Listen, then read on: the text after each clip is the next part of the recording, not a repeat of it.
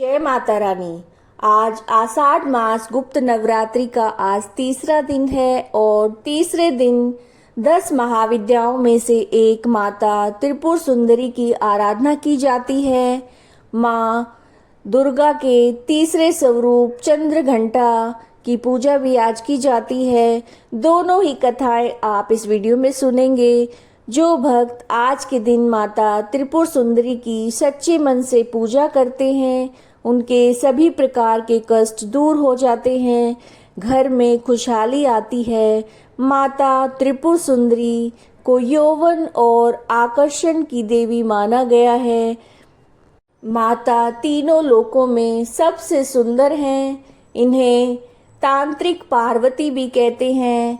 माता 16 कलाओं से युक्त हैं। माता के 3 रूप बताए जाते हैं। बाल रूप को बाला, किशोर रूप, बाल रूप को बाला और किशोर रूप को षोडशी और यौवन रूप को ललिता के नाम से जाना जाता है। इन्हें मीनाक्षी, कामाक्षी, शताक्षी, कामेश्वरी के नामों से भी पुकारा जाता है। माता की आराधना करने से यौवन व सौंदर्य प्राप्त होता है।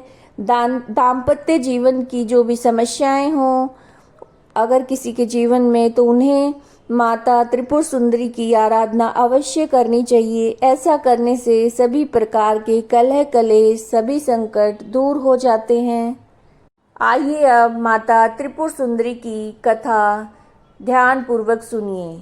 पौराणिक कथा के अनुसार देवी सती की मृत्यु के दुख में भगवान भोलेनाथ ध्यान मगन रहने के कारण तीनों लोकों के कार्यों में रुकावट पैदा होने लगी। तब सृष्टि के हित के लिए इंद्रदेव ने कामदेव को भगवान शिव का ध्यान भंग करने के लिए भेजा। कामदेव ने शिव पर फूलों का बाण चलाया, जिससे भगवान भोलेनाथ का ध्यान भंग हो गया और इससे भगवान शिव क्रोधित हो गए और अपने तीसरे नेत्र से उन्होंने कामदेव को भस्म कर डाला। उसी दौरान शिव के एक गण ने कामदेव की भस्म से पुरुष आकृति की मूर्ति बनाई। उस आकृति को भांड नाम दिया गया। शिव के क्रोध से बने होने के कारण भांड में राक्षसों के गुण थे। भांडासुर ने अपनी राक्षसी शक्तियों से स्वर्ग लोक पर अत्याचार करना आरंभ कर दिया। तब इंद्रदेव ने नारद ऋषि से इसका उपाय पूछा और नारद ऋषि ने इंद्रदेव को अपने मांस और रक्त से आद्या देवी की पूजा करने का सुझाव दिया। इंद्र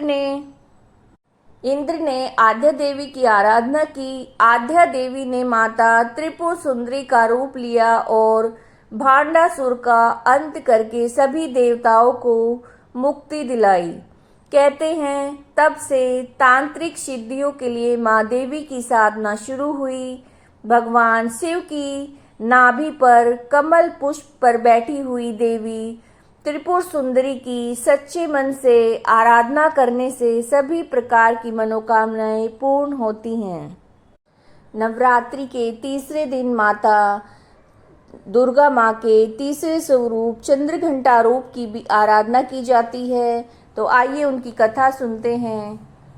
पौराणिक कथा के अनुसार दानवों का आतंक काफ़ी बढ़ गया था। दानवों के बढ़ते हुए आतंक को समाप्त करने के लिए माँ दुर्गा ने माँ चंद्रघंटा का रूप धारण किया था।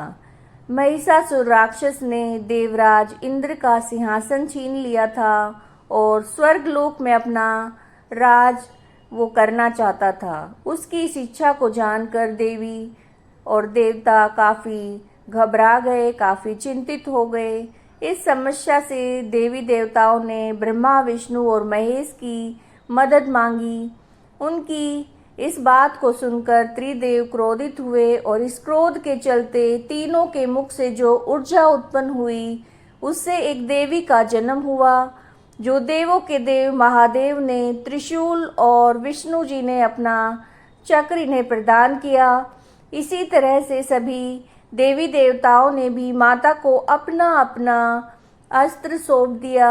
वहीं स्वर्ग नरेश इंद्र ने माँ को अपना घंटा दिया। इसके पश्चात माँ चंद्र घंटा ने महिषासुर का वध करने के लिए उनका सामना किया।